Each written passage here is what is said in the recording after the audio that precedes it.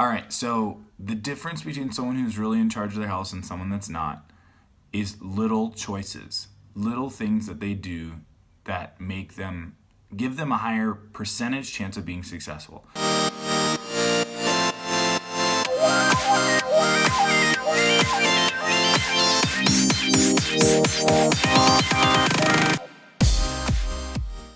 So, for example, if I meal prep on Sundays during the week, I'm going to have a better chance at eating healthy foods, right? That's the idea.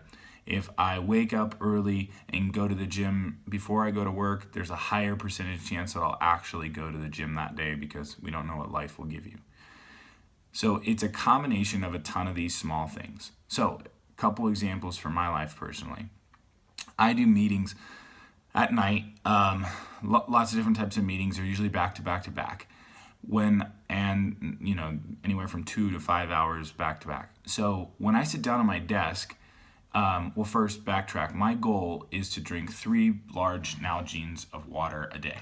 So when I sit down for my meetings, I know that I have to have this bottle of water full when I sit down, because my meetings are back to back and it's hard to get up and get in the middle and go get some water and all that kind of stuff.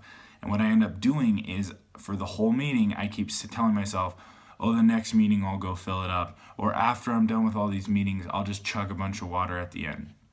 And what happens? That never happens.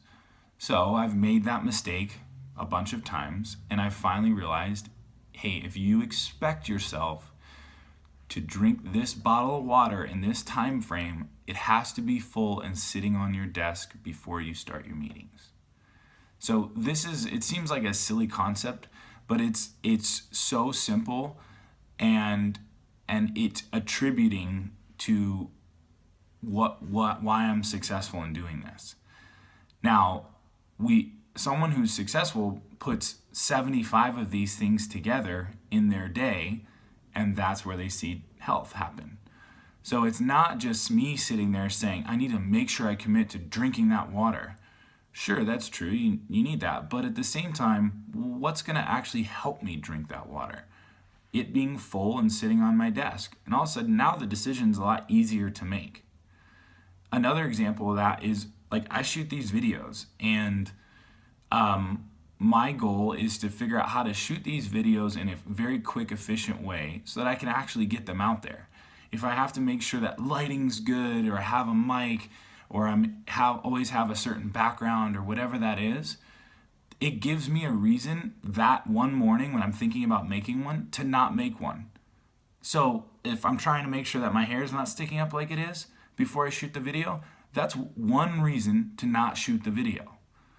So how do we eliminate all of these different reasons, potential reasons for us to not take an action or do an action on something? So the first part is we have to recognize them, which is a tricky part. But the second part is, what is a strategy I can now try to implement to help that situation? And keep trial and erring strategies, because you'll try one, it won't work. All right, have to try another one. Try another one, it won't work. So for the water example, one of the strategies I said was, well, I'll drink it after. Well, I tried it, that didn't work. Another strategy was, well, mid-meeting, I'll get up and go fill it up and then I'll drink it.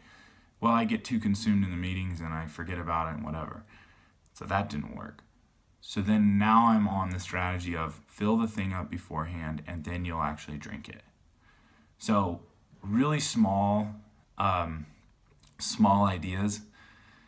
I think we all know that, we've all heard the excuses thing, and you shouldn't make excuses. And people like me, trainers, those guys are always spouting about the excuses thing, and everyone kind of knows that, and they're right. There's nothing wrong with that.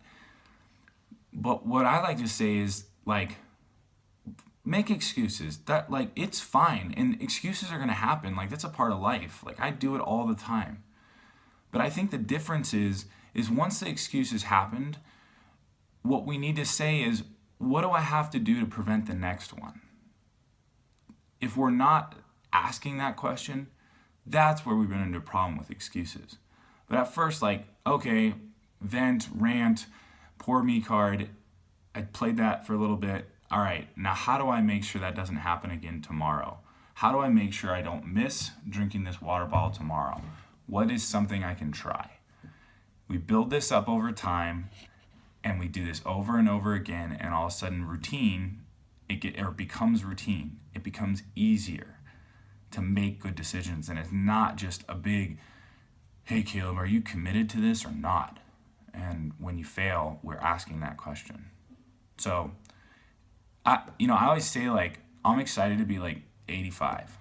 And I think the reason for that is, like, I look at my grandpa, he works out 3 hours a day, and he's just like, he's a stud, and he farms, and he doesn't have to do that and all this stuff, but like, he's spent 85 years figuring out how to make it work for himself. And at this point, like, it's probably pretty autopilot for him. Like, he made a lot of mistakes, and so now he just knows exactly where he needs to be. And so I think of that, I'm like, man, like, life's hard, and figuring all these things out is hard, but it's going to be cool when you're 85, because you're going to have a lot of this stuff figured out. So anyway, start recognizing those things, and then figure out what can I do? What's the strategy tomorrow? How do I prevent the next excuse? See you guys.